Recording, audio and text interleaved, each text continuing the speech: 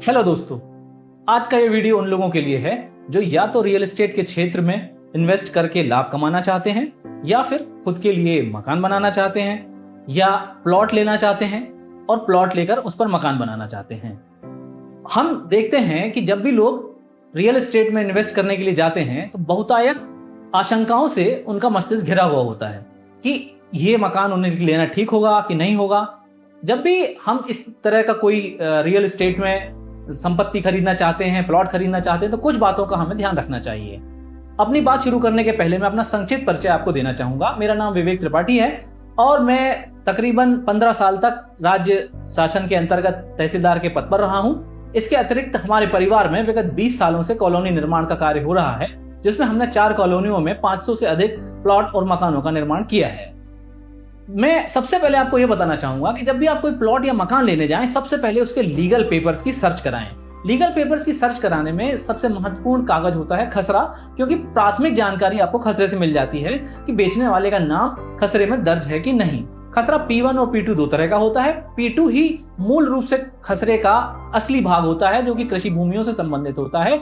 P1 diverted खसरे का रूप होता है। P1 सिर्फ यह सब बताता है कि P2 खसरे में दर्ज प्रॉपर्टी का डाइवर्शन करा लिया गया है। लेकिन बहुधा आप लोगों को यह कहकर कंफ्यूज किया जाता है कि P1 में दर्ज होने से प्रॉपर्टी पूरी तरह सही हो गई है और लीगल हो गई है और अब इसकी खरीद फरोख्त से आपको किसी तरह की हानि नहीं होगी। लेकिन यह सच नहीं है।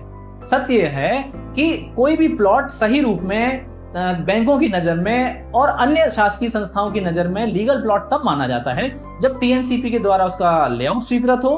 TNCP से स्वीकृति के पश्चात नगर निगम के कॉलोनी सेल ने उस अभिन्यास का अनुमोदन कर दिया हो, उसके पश्चात बिल्डर को उसने कार्य करने का एक कार्यादेश जारी कर दिया हो। और इसके पश्चात आज की तारीख में रेरा का नया कानून आ गया है जिसमें रेरा में उसका रजिस्ट्रेशन होना जरूरी है। इतनी सारी या इतनी सभी चीजों की जानकारी लेने के बाद ही आप किसी भी इन्वेस्टमेंट में जाएं या किसी भी इन्वेस्टमेंट में स्वयं को सुरक्षित मान सकते हैं। क्योंकि यदि ये जानकारियां पूरी नहीं होंगी या ये सारी फॉर्मेलिटीज पूरी नहीं की गई होंगी तो उस प्लॉट को जब भी आप बेचने जाएंगे या किसी जगह मॉर्गेज करने जाएंगे तो आपके सामने सबसे बड़ी समस्या ये आएगी कि बैंक या जो भी मॉर्गेज करने वाली संस्था है वो इस प्लॉट की लीगल मान्यता को मान्य नहीं करेगी और आपको उस प्रॉपर्टी या उस प्लॉट के बदले कोई भी मूल्य देने को वो तैयार नहीं होंगे। तो ऐसी स्थिति में सबसे पहली जरूरत होती है कि उसके कानूनी कार्य या कानूनी जो औपचारिकताएं हैं पूरी तरह संपूर्ण कर ली गई हों। दूसरी जो चीज देखने की है कि वास्तव में उस प्लॉट या मकान की कीमत वास्तविकता के या बाजार मूल्य के कितने करीब है। ज्यादातर लोग अपने मकान या प्लॉटों की बढ़ा चढ़ाकर कीमतें आंकते हैं और बढ़ा चढ़ाकर कीमतें आपसे ले लेते हैं। जो भी लोग इस तरह के अनजाने में रहकर या सही जानकारी न लेकर या आसपास जो दूसरे प्रोजेक्ट चल रहे हैं वहां जाकर प्लॉट या मकान का सही आकलन नहीं कराते हैं, वे अक्सर इस तरह से ठग लिए जाते हैं कि उन्हें ज्यादा कीमत देनी पड़ती है और ज्यादा कीमत देने के बाद जब कभी उन्हें मकान या प्लॉट बेचना पड़ता है तो उन्हें उससे भी कम कीमत मिलती है जिस कीमत पर उन्होंने खरीद लिया था। इसके लिए सबसे अच्छा तरीका यह है कि आप वह क्षेत्र या उस लेआउट के आसपास के दूसरे लेआउट्स में जाकर जानकारी लें। जिन लोगों ने वास्तव में खरीदी की है उनसे मिलें और उनसे उन तथ्यों की जानकारी लें कि उन्होंने किस कीमत पर खरीदी की है।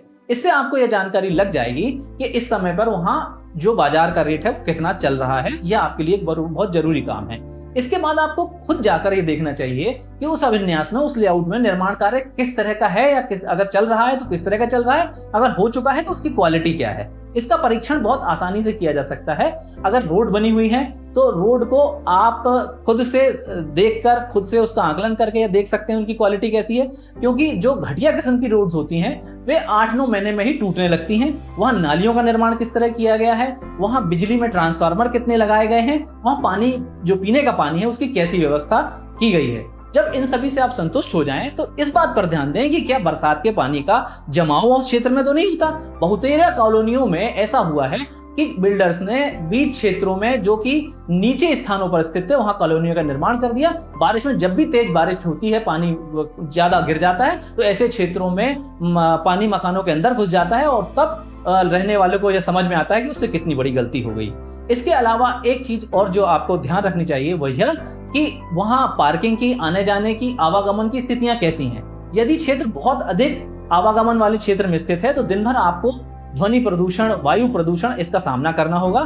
तो जिस क्षेत्र में आप रहना चाहते हैं वह कोलाहल से दूर हो, प्राकृतिक वातावरण के नजदीक हो, और उस बिल्डर ने उस क्षेत्र में, उस अपनी कॉलोनी में एक कम्युनिटी हॉल का निर्माण किया है कि नहीं। क्योंकि जब आप किसी जगह मकान लेते हैं तो मकान में आप सिर्फ उस चार दीवारी के अंदर नहीं रहते, उस वातावरण में रहते हैं जहां आपको पड़ोसी मिलते हैं, जहां लोग मिलते हैं, जहां विभिन्न प्रकार के त्योहारों को मनाते हैं। जब आपको यह रहने की संतुष्टि मिलती है तब आपको सही मायनों में इस बात का पूरा सुख मिल पाता है कि आप एक विकसित कॉलोनी में, पूरी तरह विकसित कॉलोनी में रह रहे हैं। तो कम्युनिटी गतिविधियों का, जैसे योगा सेंटर का होना, कम्युनिटी हॉल का होना, मॉर्निंग वॉक ट्रैक का होना, यह सब होना भी कॉलोनी में बहुत आवश्यक है। संक्षेप में ये जानकारी मैंने आपको आज दी है कि आप इन कुछ काउंट्स पर देखकर यह अंदाजा लगा सकते हैं कि किसी मकान के लिए या किसी प्लॉट के लिए किस लेआउट में आपके लिए उसे खरीदना उचित होगा या नहीं होगा। आगे हम आपसे इस बारे में और बातें करते रहेंगे और आपको हम इसी तरह की नई नई जानकारियां देते रहेंगे ताकि आप उस जगह इन्वेस्ट कर सकें जहां से आपको अधिकतम लाभ अर्जित हो। इसके लिए हम अपने क्षेत्र की विभिन्न कॉलोनियों का भी यहाँ आकलन करेंगे, उनके विषय में उनके लोगों की क्या राय है ये भी जानेंगे, और अन्य ऐसे तथ्य जिनसे कि आपको इस बात का पूरा भरोसा हो सके कि कहां इन्वेस्ट करने से अधिकतम लाभ आपको अर्जित होगा, इस बारे में भी हम निरंतर चर्चा करते रहेंगे। धन्यवाद।